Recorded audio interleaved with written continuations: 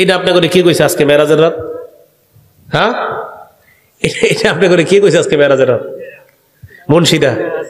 আচ্ছা, আজকে মেরাজ এই জাতীয় বর্ণনা কেমনে যায় এসে পড়ছে আল্লাহ জানে, এর কোনো ভিত্তি নেই।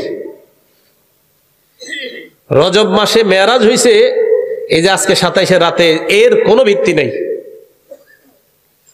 এরপরে আজকে রাতে আপনারা নামাজ পড়ছেন নি? কয় রাকাত? হ্যাঁ, এসা তো পড়ছেন, আর পড়ছেন নি কিছু? 12 রাকাত পড়েন নাই?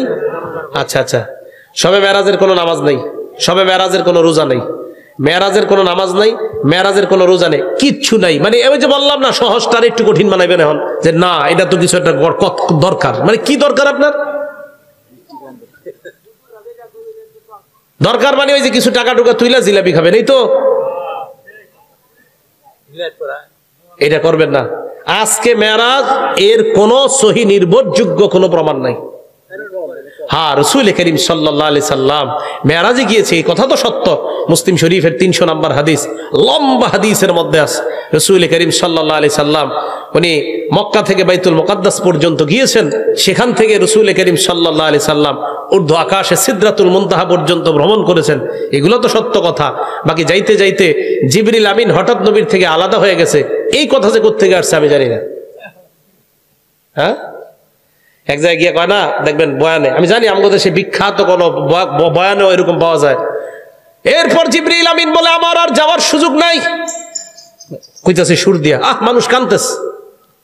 এটা আপনি কই পেলেন এই কথাটা? জিবরিল আমিন বলছে যে আমার সুযোগ নাই, নবীর সুযোগ আছে, এটা কই আছে? এটা একটা ফার্সি শেরের মধ্যে আছে, ফার্সি একটা শের, আর কোথাও নাই কথা।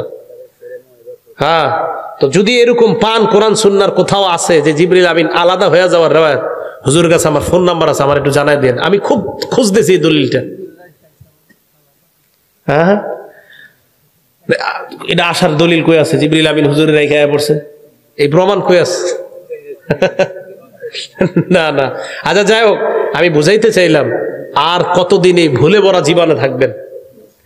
মেরাজ হয়েছে নবীজির, নবীজি সাল্লাল্লাহু আলাইহি সাল্লাম ঊর্ধ্ব আকাশে গিয়েছেন, আল্লাহর পক্ষ থেকে 50 ওয়াক্ত নামাজ নিয়ে আসছে। এটাও বুখারীর বর্ণনা আছে, মুসলিমের বর্ণনা, মুসলিম শরীফের 300 নম্বর হাদিস, বুখারী শরীফের 349 349 নম্বর হাদিস। মুসা নবী কয় কি আনছেন? তো এই কথাগুলো আলোচনা করতে পারেন না। মানে দেখবেন সুন্দর সুন্দর কথাগুলা থুইয়া এমন এমন কথাগুলা মেরাজের রাত্রে আমরা শুনতে চাই, যেগুলো শুনলে না। যেমন আপনারা এরকম শুনছেন কিনা 27 বছরের একটা ঘটনা? হ্যাঁ, এক বেটা তার বিবিরে দেখছে যে মাছ কুটতেছে, মাছ খায় যে কইতেছে, শুনছে। উনি গিয়ে গোসল করছে, গোসল করার পর ডুব দিয়ে দেখে উনি মেয়ে হয়ে গেছে। মেয়ে হওয়ার পর বিয়ে হয়েছে, বিয়ে হওয়ার পর ওনার 3টা সন্তান, 3 মেয়ে হয়েছে, 2 ছেলে হয়েছে, মোট কয়জন?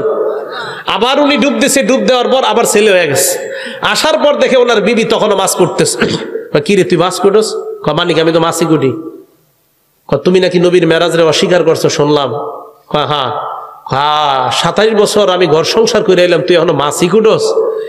এই ঘটনা আমি ক্যাসেটে শুনছি, অনেক জায়গায় শুনছি। এটা কোনো জাল কিতাবেও লেখা নাই, সহি কিতাব তো দূরের, কোনো জাল কিতাবেও লেখা নাই। এটা যে কোত্থেকে আইলো আল্লাহ জানে।